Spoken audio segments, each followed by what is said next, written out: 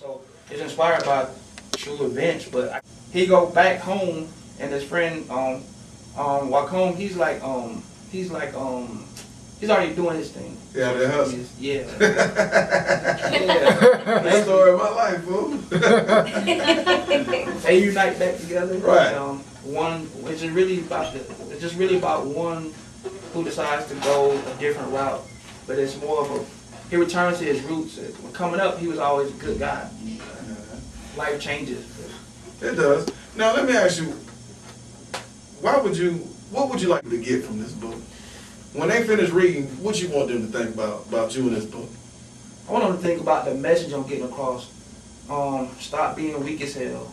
That's an excellent message. Yeah, if you're gonna be real and you want to quote these quotes about keeping it 100, keeping it real, let your actions, represent the right. Let your actions show you real. How were you raised? Like, where did you get that feeling? Well, I had a mom and a dad, so I was very blessed. But for a short time, I was staying with my grandma and granddad.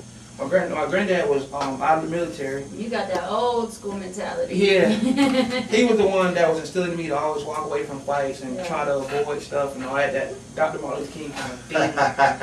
Then there was my dad on the other side who was Afrocentric. Right. He's Black Power? Yeah, he's more like, militant. More like that, if he hit me, I'm going to hit him back. Street. Kind of. I'm gonna get it. I'm working with you. But both taught me, and I had an uncle. Both taught me that number one rule is real men do not lay hands on females, even the ones that look like us guys. The ones that big, and the ones that think they guys too. Right. What's up, Butch? Shout out to Bulldog. You can restrain them and all that, but you don't hit no female, nobody. And that is rule number one. I had a father growing up, and my father used to be like, "Look, it's 1,000 dudes that will rarely whoop your ass. All you gotta do is go outside. You ain't gotta hit no woman. It's 1,000 dudes. You want to fight? It's 1,000 dudes in the fight. Just go outside. You get your ass whooped real quick. Right. But you don't really have to put your hands on them. Now I agree with that. Now give me some of the other rules. Rule 2, when I was writing this book that I wanted to get out to people, especially guys, respect yourself enough that you can respect others, Right. I mean, you're not saying knock people for what they do. You may not agree with it, but don't knock them because they trying to survive just like you. A lot of hating going on. Yeah, put the cup of haterism down and just, try to, respect people's hustle, but not to the fact that it harms others. Black folks always talking about hating. Black folks, man, ain't haters. They are. Hey, I'm one of them. Ain't a person go by, I don't say nothing about it. I think it's a culture too. I don't know what it is. I can't let somebody walk past me. Look at that nigga. Fake head jeans on. That's hilarious. Don't act like y'all don't do it. Girls are the worst. No, I'm saying. Oh, don't act like y'all don't do it. It's culturally. Is it? Black folks are haters. Is that her hair?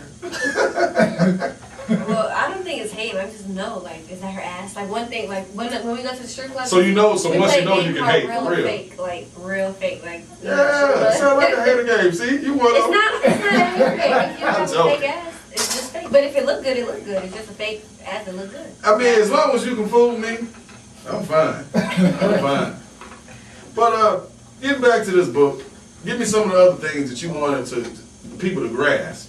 Okay, the use of gunplay, I don't define that as being real. Right, anybody can shoot a gun. Like, do you mentor some young brothers? Now in your daily job, you run into a lot of young brothers. Yeah. Exactly. Do you get a lot of your material from this too? Somewhat, yeah. Some. All right. Now in your job, you can make a young brother listen to you. Yeah. Literally. Do you make them listen? You're enjoying your freedom. You're enjoying this cafeteria food and these freshman girls and everything. You don't want to lose that.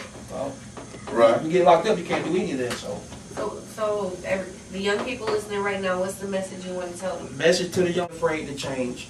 If it's something of your roots that's so good, something you recall from your youth or when you was a kid, don't be afraid to change back to what is good that's already in you, because it's already in you.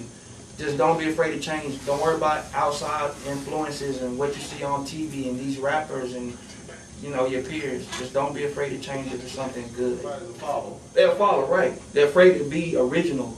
They want to lay up under a woman, let her go to work every day, go to school, get her 2-3 degrees, and lay up under her. But you supposed to be a man. What's wrong with you getting out there being a man? Boom. Tell it like it is.